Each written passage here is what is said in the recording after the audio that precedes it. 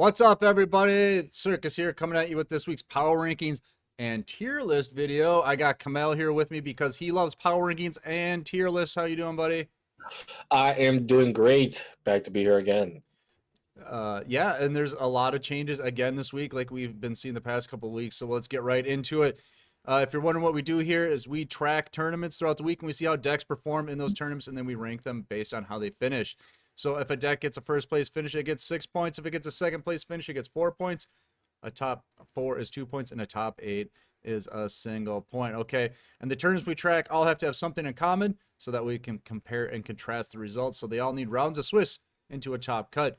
One deck format with a 7-card side, and because of KC Cup this week, a lot of tournaments had adapted a KC Cup format, so we did not have the Meta Weekly, the Meta Freakly, or the MCS in our results because they went KC Cup format. But the tournaments that did meet those requirements this week were the Battle Phase Series, the Meta Freakly Sunday, and the Giraffe Bi-Weekly. Yeah. So great. And as always, if you want guaranteed access to the Battle Phase events, you can become a sub on Twitch or a channel member on YouTube. Both will get you guaranteed access to all Battle Phase events. All right, so let's get right into it. Number 4. Water's best deck. I'm about to take a sip of water. Hold up. The Water Deck. Coming in fourth place, tied for fourth place in a statistical tie, is the Water Deck. This week had very low representation, but a very high conversion rate into the top 8. What do you think about that, Kamel?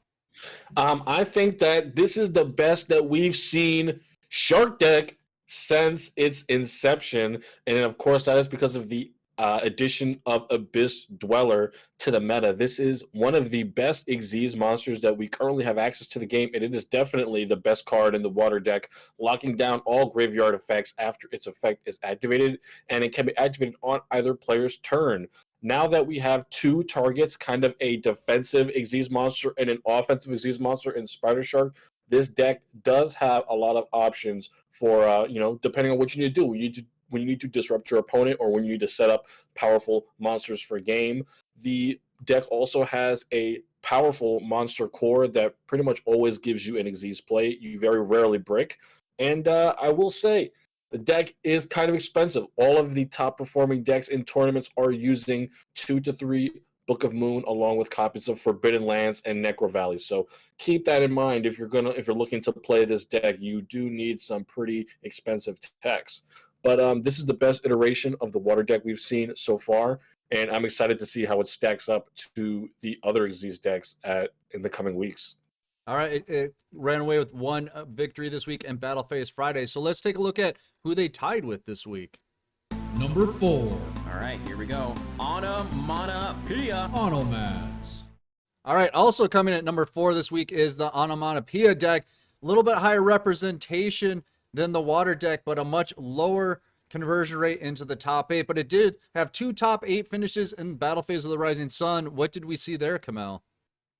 Well, I will say that this deck I believe that it is the best performing deck out of the new Xyz support. However, I do believe part of its not performing as well in tournaments as Water Deck is purely because of the fact that this is an OTK deck, and games where it does not open what it needs to win, or this deck goes first and is unable to set up some of the new powerful Xyz monsters that this deck can make in Steel Swarm Roach and Photon Strike Bouncer, then this deck is going to have a very tough time winning. And yes, those are the two main power increases that this deck got, the new Xyz monsters, as well as Go Go Go Glove and Gaga Head, which are two more Onomatopoeia monsters that are just targets for special summoning, and you can get them out with your skill. They're very versatile.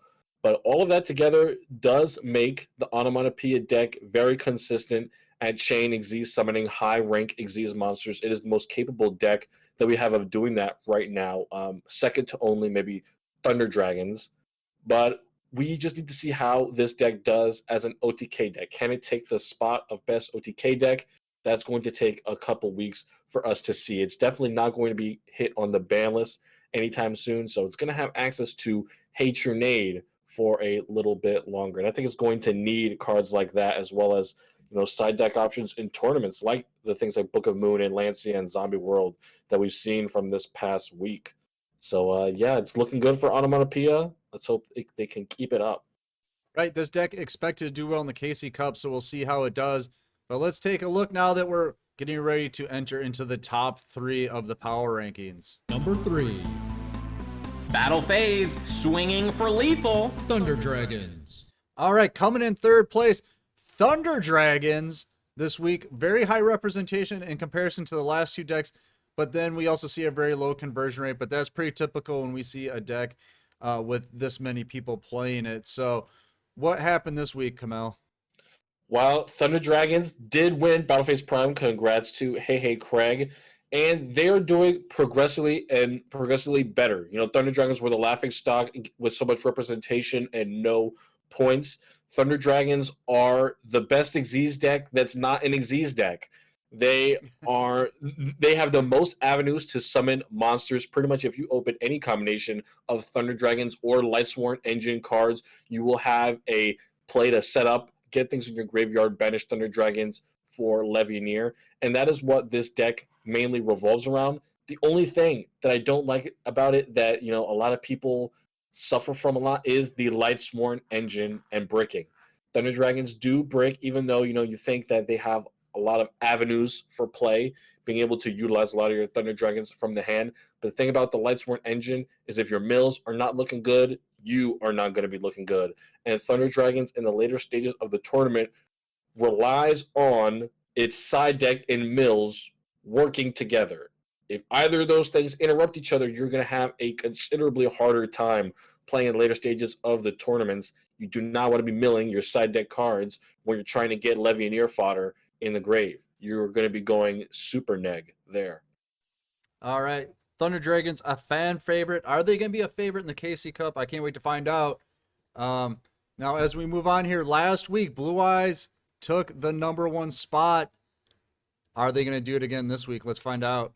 Number 2, This might be a turnover right here, right now. Blue Eyes. And coming in at the number 2 slot is Blue Eyes this week. Representation a lot lower than the other decks in the top 3 here. Not a bad conversion rate at 7%, and it did get 2 tournament victories this week. Not bad, but not as good as last week, Kamel. Yeah, I think part of that is due to the fact, of course, we got the new box, and Blue Eyes were probably affected the most by the new support that we got. Photon Strike Bouncer, Steel Swarm Roach, Abyss Dweller. These are all huge cards against Blue Eyes, negating the effects of level 5 or higher monsters, and negating graveyard effects. That's all the effects that Blue Eyes has. If these Xyz monsters are being played on the field very easily in turn 1 by Thunder Dragons and Onomatopoeia, Water Deck, you know, any rank 4 deck can make Abyss Dweller, and that totally shuts down Blue Eyes. Blue Eyes is just going to have a harder time. And yes, I do think, you know, going forward, we are going to see a lot of this. Xyz summoning and powerful effects that Xyz monsters can make readily available are going to be more oppressive than the ones that are not here by Xyz monsters. Blue Eyes is feeling the brunt of that just after a couple weeks of it rising to the forefront of the meta. So I really want to see how hard of a hit those Xyz monsters take on Blue Eyes. They're still near the top with 2 tournament wins on the week, and the biggest part of their success, their consistent deck, is still going strong. So turn 1 for Blue Eyes may be a lot more important than it once was. So yeah. So this KC Cup will tell us how much the deck is going to get nerfed afterwards. So it'll be interesting to see what happens there. So let's stay tuned for that. And let's now check out the number 1 spot. Number 1, And GG. Noble Knights. And back in the number 1 spot this week is Noble Knights. No surprise. Rise said they were the best deck in the meta still. I challenged him on it, but here we are. Very high representation, very high top 8 conversion rate. Why are they back on top, Kamel? Noble Knights are back, and that's because none of the new decks can beat them. None of the new decks have the longevity. None of the new decks have the resource control. None of the other decks can come back as strong as Noble Knights. Noble Knights are still the strongest Xyz deck. A lot of the other Xyz decks that we have are very glass cannon, right? Mhm. Onomatopoeia is a glass cannon. It's OTK deck. Thunder Dragons have no disruption as far as spell and trap card zones. Everything is monster oriented. Photon, if you can call that an Xyz deck, it's OTK. And water deck is water deck. You know, it doesn't do a whole lot besides summon Xyz, summon Abyss Dweller, and Spider Shark. So Mhm. Noble Knights, they do the most. They are the safest Xyz deck, and they just have the most powerful Xyz monsters. 3 of the Noble Knight monsters, all of them have extremely devastating removal effects at that. The destruction of monsters, back row, and bouncing. And the Noble Knight deck has just not had to change very much, honestly. The one change that you can point out is that 3 ARF is a mainstay in most decks now, just because back row is a big threat to this deck going first. If this deck does not go first, back row is a big problem for it. But other than that, not too much has changed for Noble Knights. We're really going to have to see how the new competition's decks are optimized to stack up against this deck. Because, like we've said before, this is the deck that you're looking to beat right now. If you can't beat Noble Knights, what are you going to do? You know? Exactly. So, yet another win by Noble Knights. We'll see if that trend Mhm. continues. In this Casey Cup, also, I know I keep bringing up. Well, let us know how bad they're going to get hit. Very good week for them. 12% conversion rate as well. Yes, very high, very high. All right, let's get into overall representation for this past week. Look at that, Noble Knights followed by Thunder Dragons and then Blue Eyes. I guess that's what you can expect when they're the top 3 decks in the power rankings. Yep, And of course. Totally indicative of the results here. yep, most victories, Blue Eyes with 2. So they did have 2 victories, but Noble Knights with just more top 8 finishes. And Mhm. the reason everybody's actually here now, the DLE tier list. Oh no! There it is, Noble Oh Knights and Blue Eyes tier 1. no! What the heck? Thunder Dragons at tier 2. Tier 3 is You Water got Deck. water and onomats. Oh god, And guys, it's Desperado. onomatopoeia. Don't call this. Don't call it The onomats. Onomats. I'm disgusted that you put onomats I'm on gonna the put that on on the there every thing. week now. All Oh right, my let's gosh. take a look at the overall numbers now that we've teased you enough. And here is the rankings for the week. As you can see, there was only 12 decks reaching the top 8 this week.